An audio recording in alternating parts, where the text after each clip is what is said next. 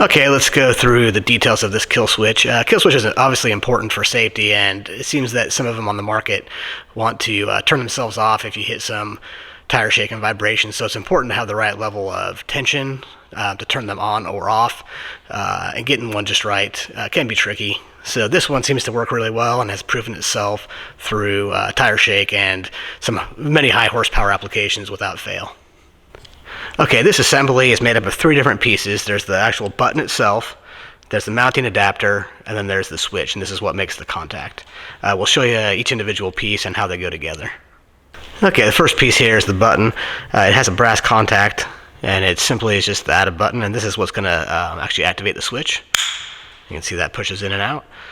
The adapter, which is what goes right behind your faceplate, on your switch panel or wherever you mount it, is the second piece, and it's like a bayonet style. You can see right there, it slides in and locks in, and of course it comes right back out very easily.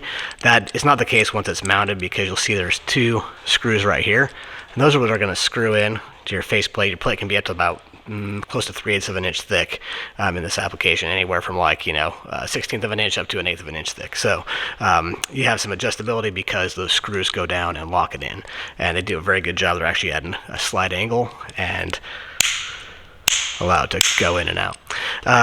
This is the switch. It's simply an on-off switch, and will act as such. Now this actually clips in. You can clip it right in here into the center spot.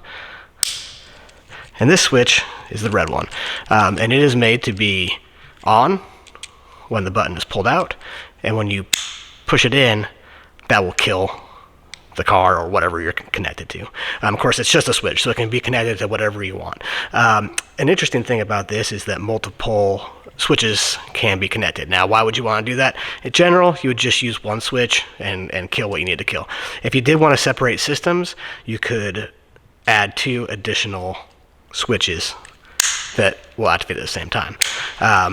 Again, this one is on when it's out, and when you push it, if you need to kill the car, it's going to turn off. There is an alternate option that is just the reverse of that, and it's a green switch. If that's something that you want, just get in touch with us and we'll get you the right one. Or if you want multiple reds to kill different things, keep 2 systems completely separate, you can do that. Again, this is going to be your standard application that most people use, but if you want to do something a little more tricky, then there's an option for that.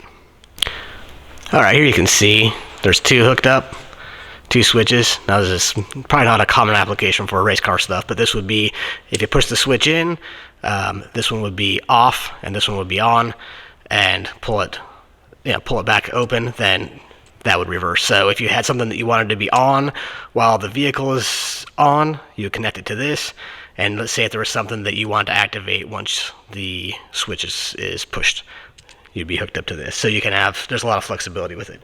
The way that you connect the wires is pretty simple. Each one has screws on each side, and you're just going to, let's see if you can see that. You can see that just keeps going in, and you're going to clamp down on your wire. You can put like a spade connector on there and clamp down on that, but these actually do hold up very well and clamp well.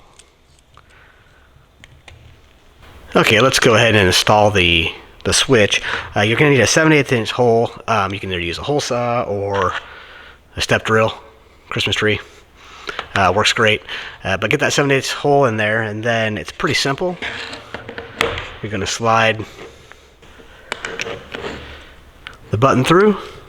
Like I said, it's like a bayonet type, and you're going to lock it in. You can hear that click, and you can rotate this whichever way, depending on how you want the terminals on the actual switch to work, and which way you want them. You can be up, at an angle, to the side. And then all you're going to do is tighten down these screws on the back.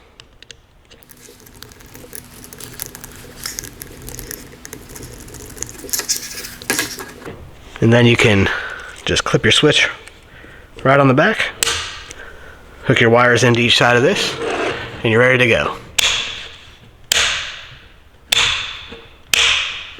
Let us know if you have any questions, and also check out our switch panel clamp mounts and faceplates. Work out great. Have an opening on the side for your wires to come through, and a puzzle type hook on the top with only one button to latch it, so it goes nice for overhead roll bars.